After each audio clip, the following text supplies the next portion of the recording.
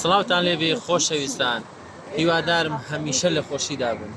ئێرە پردی تەبیعەتە لە ناوەڕاستی شاری تاران، پردێکە بووە بە سومبڵ لە ناو شاری تاران. ئەو پردە خانمێک دروستی کردو بە ناوی لەیلا عراقیان. ئەو کچەکە ئەو پردە دیزایانی کردووە 26 ساڵ بووە و ئەو پردە کەوتووەتە نێوان جەنگەڵێک و باغێک، جەنگەڵی تاڵیقان و باغی ئاب و ئاتەش، و ئەو پردە لە ئاسن دروستکراوە.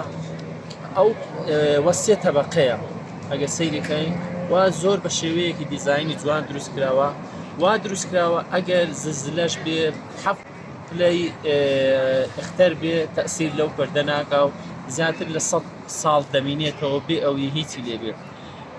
ژێرە ئەو پردەی هەم جەنگەڵێکا، لەناو ئەو جەنگەڵەش دوو ڕێگای سەرەکی ئۆتۆمبیل هەیە پێدا دێ و دەڕوا، و بەرزای پردەکە 400 مەتر بەرزە، شوێنێکی زۆر سەرنجڕاکێشە. هیوادارم ئەگەر هاتم بۆ تاران حتمەن بێن پردی تەبیعەت ببینن.